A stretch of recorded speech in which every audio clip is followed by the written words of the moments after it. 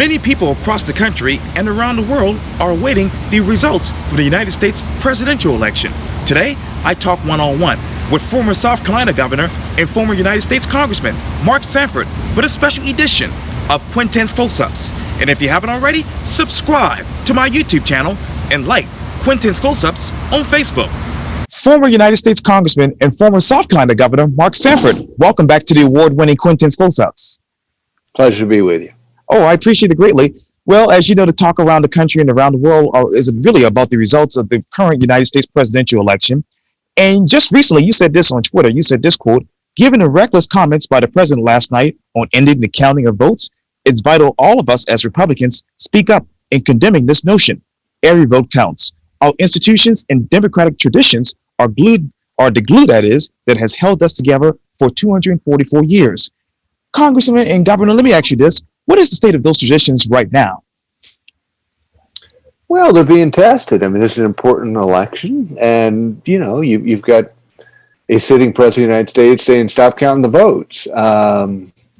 That's playing with fire because the resiliency of our system rests on people having a belief and a trust in the system itself.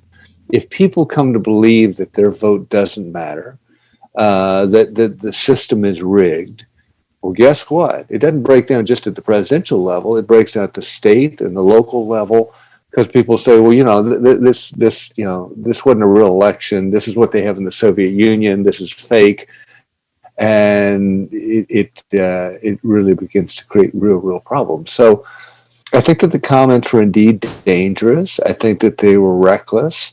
It is okay to challenge the legitimacy of any election. Was there fraud? Was there something where dead people voting? I mean, all of those things need to be explored, but to just say stop counting votes, I think is dangerous and reckless because it undermines this whole notion of one person, one vote, and in essence, the entirety of what our system of government has been built on. And what we need to remember is that our system ultimately is bigger than any one personality. Our founding fathers had a very deliberate and conscious skepticism on the intent of any one man or any one woman. Their belief was that Lord Acton was right, that power corrupted, and absolute power corrupts absolutely. And so they built in a system of checks and balances so that the system did not rely on any one person, rather it relied on institutions. And it's very important that if we want to keep the American way, we keep our institutional practices. And what specific case should the Trump campaign make about voter impropriety, that is?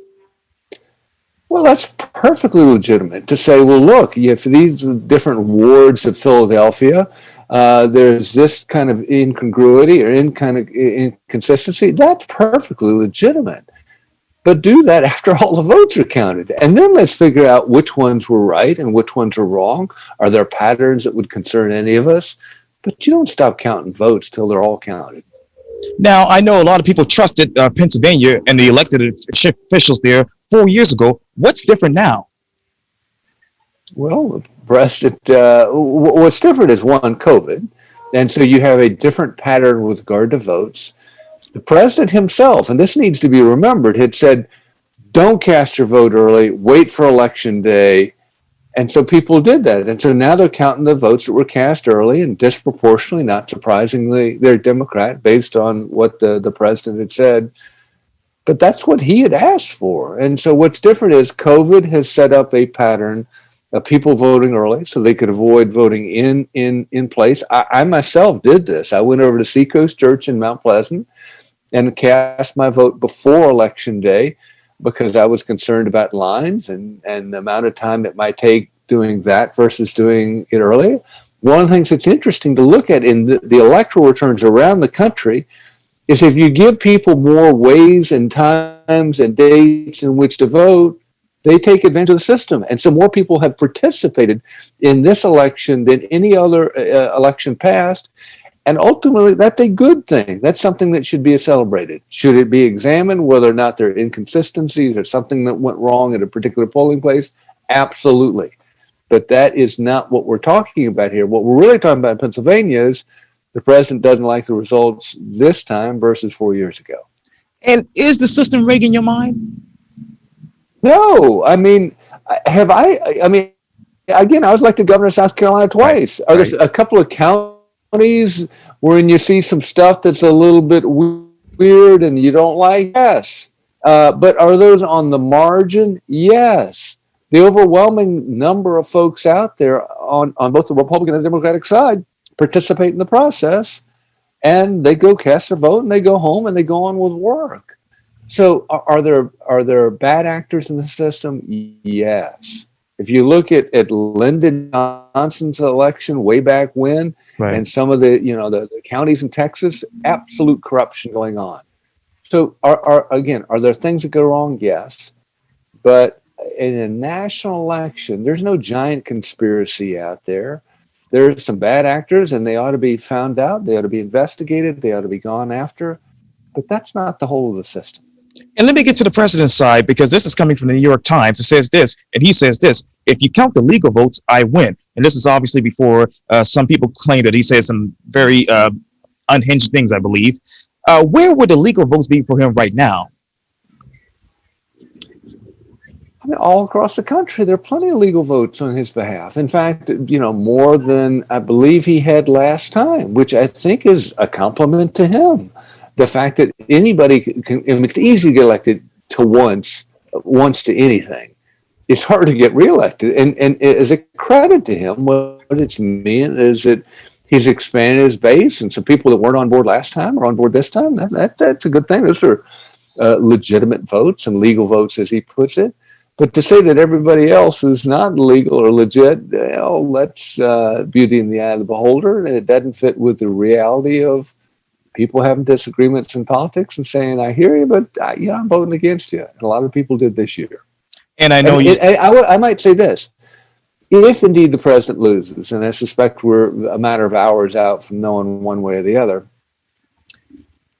the one guy that will have beat Donald Trump, because I think there are only 5 cases of one-term presidencies in the history, the 244 years of history in the United States of America, where an incumbent didn't win re-election. If he loses, Trump beat Trump. In many cases, he just couldn't control himself and wouldn't shut up and wouldn't be quiet.